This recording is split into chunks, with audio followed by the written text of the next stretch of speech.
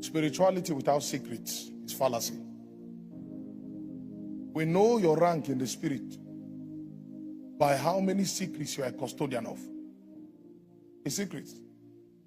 Yes. Elijah was praying and he said, let them know that I have done all these things according to how you've commanded. Wait. So there was a how to dress the altar that day.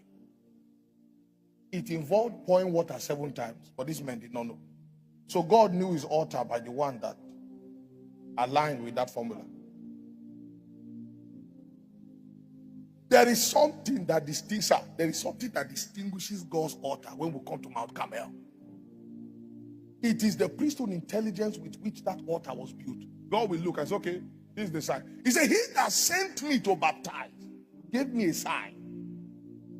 Give me a sign. What kind of random spirituality do we have? There is a giving that is charity. There's another giving that is a summon. 2 of them came to church. One left justified. One left tired. They are taking time. Meanwhile, one is praying, Lord, they should not end. What is the difference between these two people? Meanwhile, the one saying they are taking time, he wants to go and watch football. He's jobless. That's what he wants to do. The one saying, Lord, they should not close, has a big business appointment. What is the difference? And without these secrets, you can actually be in church for 20 years and you become pastor's friends. But in the days of adversity, you will discover that your strength has been little.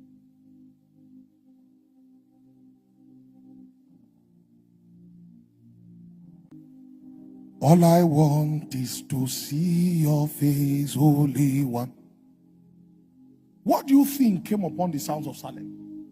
That we are singing in our parlor, in our small rooms. No music label, no promotion, no nothing. Here the whole world is singing the same song. Keep quiet unto it. Infuse your work with spiritual energy. Use it. In fact, people write to me and say, sir, we prefer the ones people who stay in the parlor. We don't want studio own. Yet, professionals should say, no, the studio own is better.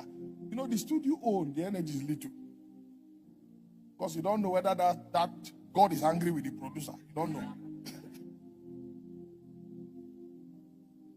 You are singing into a mic that someone has come and said, blah, blah, blah, blah, blah, blah, blah. You come and sing. So divine communication. And that's what separated the prophets. I may not be able to go into Sunday school anymore. But that's what separated the prophets. Divine communication. Their ability to have a two-way communication with God. That was what separated them. Everyone has a one-way communication.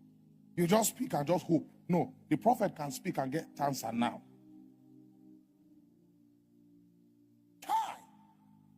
Father, I thank you for hearing me always. How would you know God hears you? How do you know God hears you? Is that when you speak, answer will manifest. Some people just pray to fulfill righteousness. Don't use that kind of Christianity and promise your mother healing one day. Because that Christianity will fail her. You need to know God now that you're at peace. So that the day cancer comes, you will have a power to call.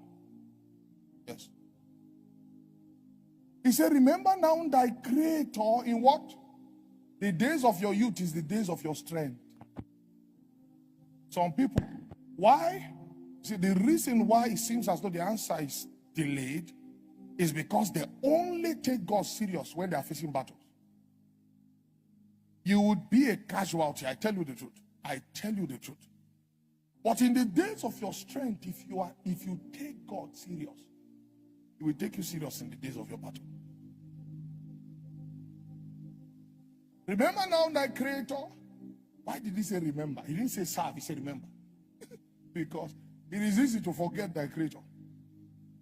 What's happening to civilized countries today? Because they feel they have everything figured out. When you are praying, they're looking at you. Look at this poor African man. But there are those in that territory who still hold on to the horns of the altar.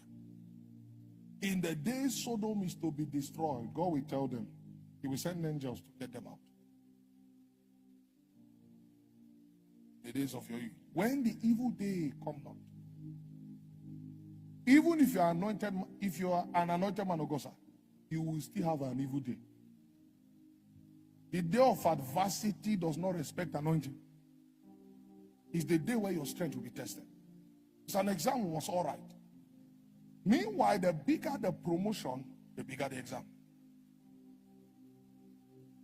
You understand what I'm saying? The bigger what? The promotion, the bigger the type of exam.